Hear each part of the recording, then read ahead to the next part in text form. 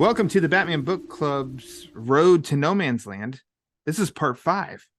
I'm your host, Ryan Lauer, and with me, of course, is my travel partner, Peter R. Verra. Peter, hello. It's been a while. It's been a while. Oh, I've been Just get it out of the way, right? I know we've been talking a few minutes, and I think I was gonna drop that on you at least like 3 times. I'm like, no, we got to save to the recording, and look at that. Just get it Came out out of the firing. way. Just get it in. Just get it out of the way. Yes. And now let's get on with our Batman. The moral of life. Yes, because it's not just a phrase that we love to say. It's not just a song we love to sing. Pete, it has been a while since we've continued on with this road to no man's land. Life gets in the way, but we're back because we're in the back half. If anything, if there was ever to take like a little bit longer break, it was when we did, because we completed the first the midterm break. Yeah, we had the midterm break. So now we're back. I feel a little bit like you in that I've got some figures here to watch us perform today as we talk about this stuff. Oh, you do. I have an audience. Friends. You've always got an audience. I do. And you got old Atrocitus with you today. Yeah, that's nice. He's joining us first time, long time for Atrocitus. Yeah. So, congrats. Pete, we're gonna continue into this 8-pound, because I did weigh it, 8-pound omnibus. Batman, the Road to No Man's Land. And actually, we both have it. We sure do. We have 6 more issues to talk about today, and they are Batman Shadow of the Bat number 77, Batman number 557, Detective Comics number 724, Shadow of the Bat number 78, Shadow of the Bat number 79, and the Batman Chronicles number 14. So this was a little bit of an Alan Grant show in this batch. Nothing wrong with that. Nothing wrong with that. R.I.P. As we all know, we lost him earlier this year. Phenomenal writer, one of the top, I'd say, writers in Batman during the 90s. In this event, we've talked about. We've brought his name up a lot. We also get a little bit of other writers of Doug Mensch, Chuck Dixon. This is a great lineup that we have going on here. Lisa Klink. The Batman Chronicles number 14 had Lisa Klink, Bruce Canwell, and Greg Rucka. How about that guy? That's a solid list. It is. As far as artists go for this batch, Mark Buckingham, he did the Shadow of the Bat issues, and I thought he has a very strong Kelly Jones vibe. With the issues he covered there. Jim Aparo, the legend, Sal Buscema, Vince Giordano, and who else we got here in the back? David Bullard, Jim Aparo, Sal Buscema. Yeah, so there we go. We got a couple of names overlapping here too. So Pete, since it's been a while, this batch, I mean, how do you feel overall as far as this batch of comics goes? This batch was really good. It ended very strong. The last 2 issues were really good. That Huntress issue was really good, as was the one before that. Interesting. You see kind of Batman in an element where he's kind of adjust early on. He's got to distinguish what looters are worse than others, basically, figuring out what level of crime in I would say we're in no man's land at this point. No, it seems like it. There's no more road. We're post earthquake here. So, and then you see a little bit of a political aspect, I'd say, maybe a little business suave, Mr. Bruce Wayne. Not as much as Mr. Wayne goes to Washington, but you could see the balls start to roll on that aspect of the storyline, Bruce Wayne, the recovery, all that. And you do get some, solid superhero Batman moments as well. So this cluster kind of covered a lot. I think so too. 2 points. Definitely one is like the looters, because as I think makes the most sense is, of course, there's going to be a lot of looters, some that are just, criminals looking for cheap pickups. Others are people that are just trying to survive. So trying to get their hands on whatever they can. I like how both of those areas are covered pretty well, and Batman encounters both. But another thing too is as you said, businessman Bruce, as he's talking about in the Shadows of the Bat, it kind of plays as like one arc almost, the 3 issues covered in here. Because you have, basically like CEOs and stuff of businesses in Gotham that want to pull out of Gotham because, as they say, for insurance purposes. of basically, and like Gotham's kind of lost its crap, and then you have um plucked from, you know, a shelter. I'm trying to think of his name. Is it James? I think. Yeah, James is plucked out of the Quake shelter, and he basically proposes and gets the ball rolling on this idea set in front of Lucius and Bruce of just getting a bunch of people in Gotham try to start their own businesses, and they can be Mhm. funded by Bruce Wayne. And that's, I think that it'll be interesting to see how that plays out, or if they even focus on it a whole lot. I feel like they have to, because I mean, we're halfway through Road to No Man's Land, and we still have two No Man's Land omnibuses to get through. So I'm sure it'll probably Oh be yeah. touched on again. But Yeah. I mean, and that was kind of like a good, you know, suit Bruce story to that was weaving in and out of these issues, is like what he's doing financially, what he's trying to do with the Bruce Wayne fortune. Because Yeah. you know what, Pete, you know, Bruce would be just as effective using his money to help people than if he dressed up in a suit and cowl and, you know, Well, I think beat at the up same people. aspect when he plows through the building because what's Hmm. his name won't move his building. It's my building. You can't touch it. You know, like you get that one Batman moment that kind of coincides with the Bruce Wayne moments. You know, it's like a Is it counterbalance. fair to Like call that guy a yuppie scum? Straight out of the 80s, this it's rich yeah, snob, it's just like arrogant, it's like this is basically selfish. bad Bruce Wayne. You Yeah, know, like and it was interesting. Like he just plows right through it. Him and Harold. You know, like yeah, they're your Harold boy. also makes an appearance in the book, which is great. Like, Hmm. man, that's awesome. So that was a cool moment too. Like that's what I'm saying. Like, it covers a lot. Um, and from a Batman, like from a Batman. Oh man, this is like a really good, almost world building cluster of Batman books because it covers so much. Sure. Like underneath the cowl and not, you know, like Hmm. those Bruce Wayne moments you mentioned are great because it shows again just how he's trying. I feel like this is like something like the Nolan movies always tried to press. Like Gotham needs Bruce Wayne too, as much as it needs Batman. And Yeah, here you get a really great example of that. yeah, good point. Villains, aside from just the occasional criminals, uh, I do like how, I mean, we'll start with the heavy hitter first. Like we get Mad Hatter in this. I always love it when Mad Hatter pops Mhm. up. Um, The only classic villain we yeah, get in this cluster, let's yep, say. yeah, definitely. And he ends up working with uh, Narcosis, who I was unaware of, and then I it's forgot about almost until like, the reread.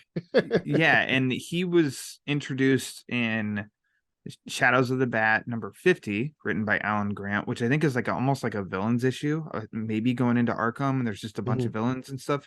Um, Introduced there, and I don't know that he's really even done much aside from up here, and then he shows up here, and he's kind of weird, and like he's trying to give everybody bliss, and that's how he ends up running into the Mad Hatter, and they team up, and he's a little thrown off because Hatter really needed to break into this safe, which was just full of hats. Narcosis didn't understand why just the hats. And then I think I Because he's really like, crazy. exactly, it's the Mad Hatter. But then, you know, they team up to help each other out and blah blah blah. And then classic villain fashion, like Hatter ups the ante, goes back on his uh Mhm.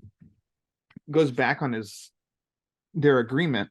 But and I should have pulled opened up the book, especially because I really like how, and that it comes to a head in Shadows of the Bat 79. But the way that the issue ends, and like it's a big, you know, fight with Batman, Yeah. and you see how pissed off that he gets because, you know, and he said, you've caused the death of Narcosis and your own men, to Hatter. Like there's a lot of heroism even in like in these stories with Batman and how he acts, because here you have this villain. He's not the worst villain that Batman's ever encountered or anything. He's giving people bliss, you know, but he's still a villain. But Mad Hatter, basically because of his actions, gets him killed and his goons, and Batman's still like pissed and upset about it. Well, I kind of I like what you're saying because it's a great Batman like defining moment. But I also love how the Mad Hatter like did all this. To be honest, like I love Yeah. a Mad Hatter who like he kind of like maybe he uses his size a little bit to his advantage. Where you kind of don't expect him to like double cross you, and in the end he just whacks you in the back of the head and gets what he needs. You know, like Yeah. I kind of dig it. I like how he kind of manipulated Narcosis here. And I think it's cool, like, you know, just the Batman Mad Hatter showdown. Like, you remember we were talking Haunted Night. It's a cool aspect because it's like, you know, again, physically, he shouldn't be able to, you know, put up a fight. Yeah. So when he can, it's interesting. And I like how Batman plows through this in his monster truck Batmobile. Yeah. I mean, I that's a thought fun Scott ride. Snyder did that first and Greg Capullo. Nope. No, Pete, do the work, okay? This is why we Oh, do the work, so that we know I didn't do they the didn't do it work. first. Right. That Shadows of the Bat issue number 79 instantly popped out to me because the cover of that issue Is is our the cover of cover. our omnibus. Oh my It's a great gosh. cover. It's a It is a great good cover. cover. And it's great because the cover of an omnibus is from like a small series called Shadows of the Bat. Now I know not small as in like number of issues, but it's not the legacy Yeah. title of Yeah. Batman, Detective Comics, etc. And they use that because I mean that's just it's a wonderful cover. Let's see something else. The last issue, the Batman Chronicles. So I actually haven't read many issues in that story. So I don't really know what the Legends of the Dark Knight was produced of like trying to tell stories, Batman's early career with smaller arcs and stuff like that.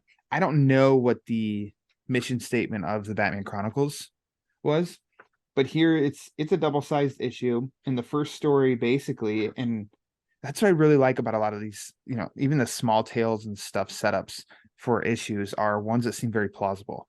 And here you've got these, basically criminals that are like, Wayne Manor, we're in a shit state. Let's go invade Wayne Manor. Like, Don't you feel like this is ripped out of like urban legends? Like, don't you feel like this is an urban legends type story? I can see that for sure. Right? You And know, who's there? The butler.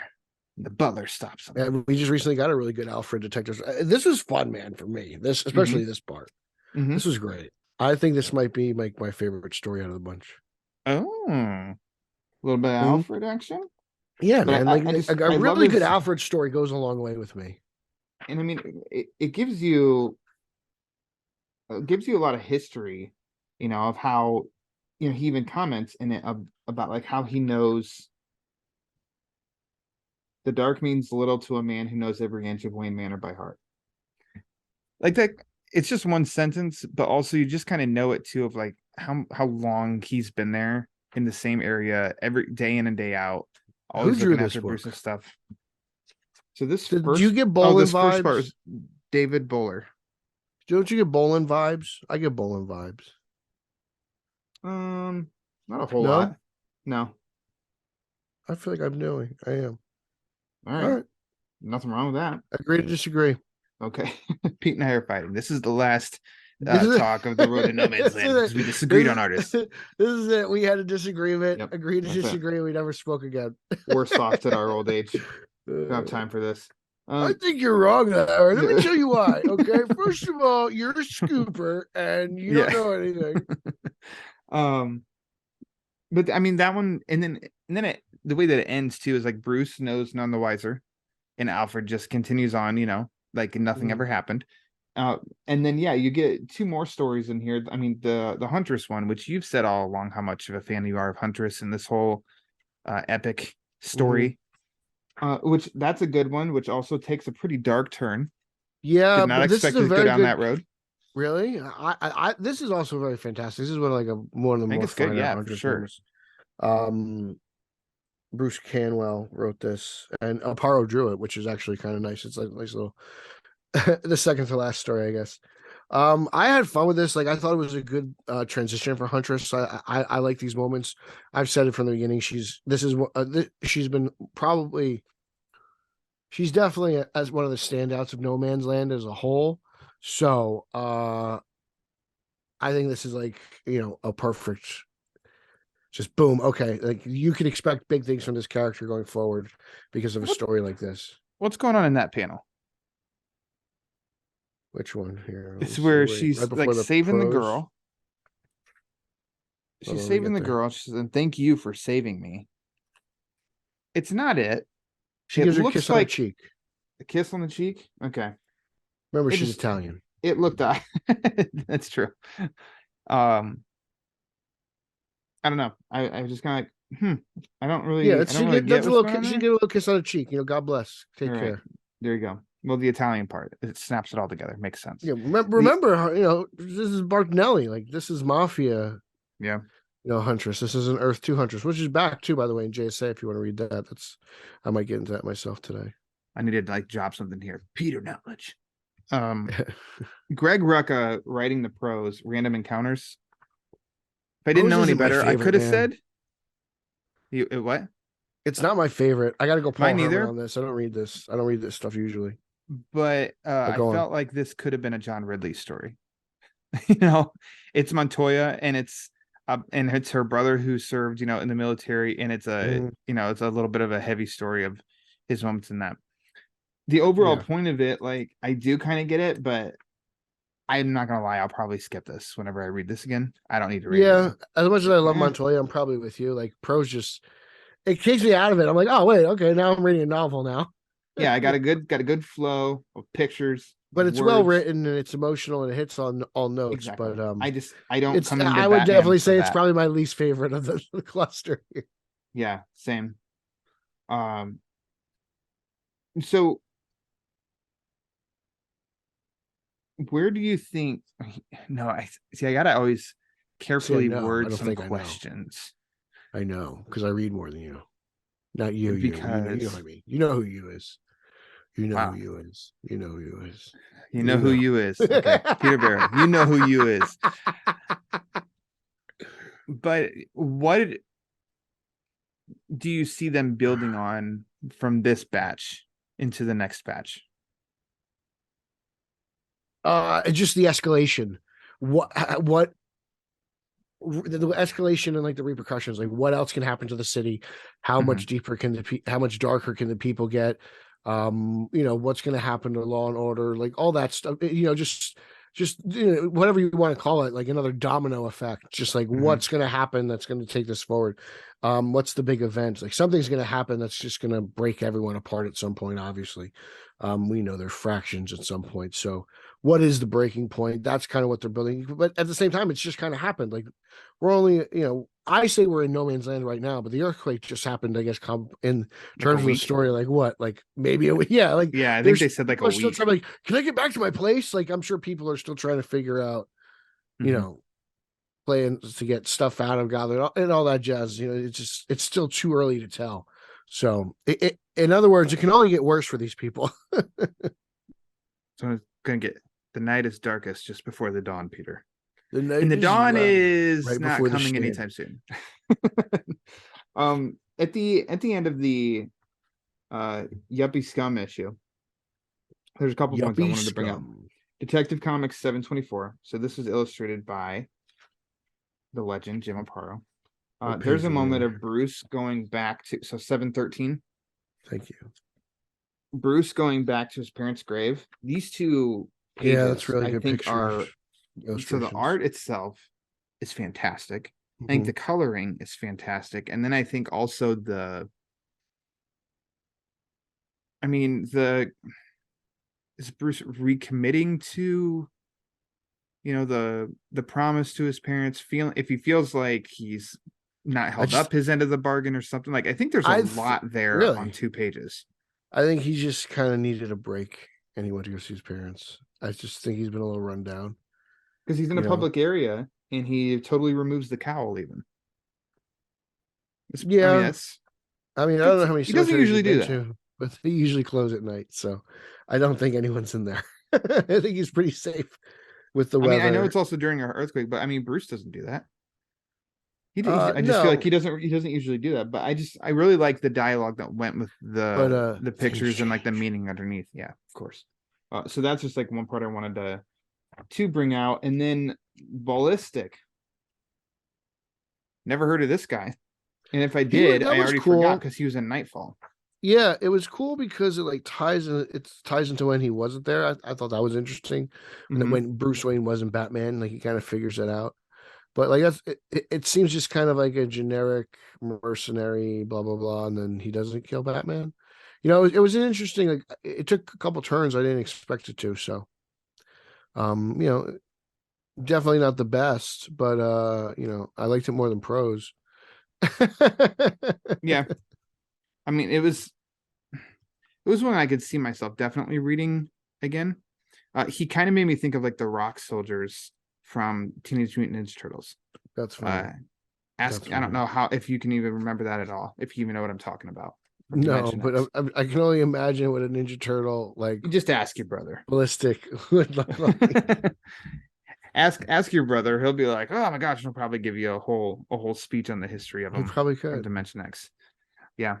Uh, let me see if I hit actually on all of our notes. Um, are there any moments or anything else that you want to touch on from this batch I specifically? I appreciated in what's it called? The first story, the first Alan Grant story. I kind of like how it opens with Batman blindfolded and you don't know what's going on really. There Like you I go. appreciated it, like But his kind of like non-linear storytelling, telling you the story from different parts.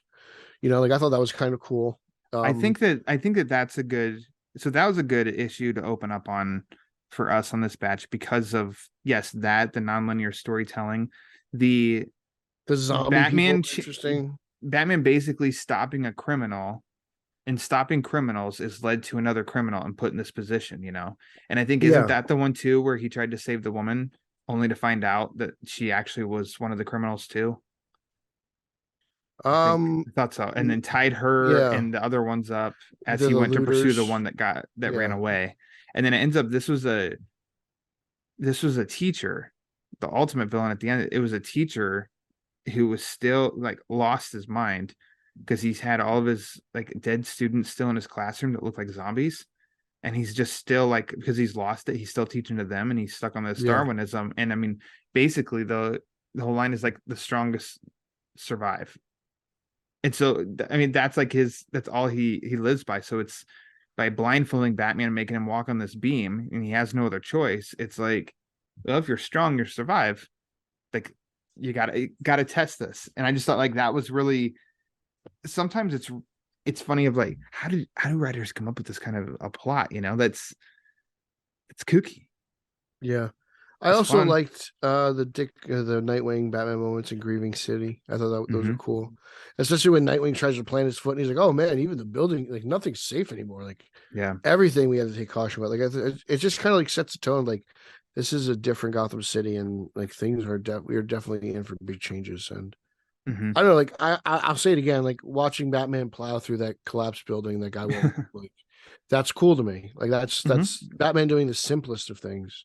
Yeah. And shout out to Harold again because I love Harold Shout out because to Harold. Harold's the uh man. the it might have been in that first issue or maybe Batman 557, no, Batman Shadow of the Bat 77, I don't know. Detective Comics, Barbara and Lucius, and wanting to do a statue. And it Mm, was, you know, there was the one of the firemen with the little girl, and Bruce is like, I don't know, it was kind of a good point in how he said like that something along the lines of like the a statue is not going to it's not enough. In the end, statue's not enough. Do better. We need something better than that. yeah, And I think to those who don't know what he's up to at night, they think that that's just Bruce being playboy dumb Bruce, but to him but he's in like it's his yeah, city, he's bothered by it, and he's like no, we need more than just a statue.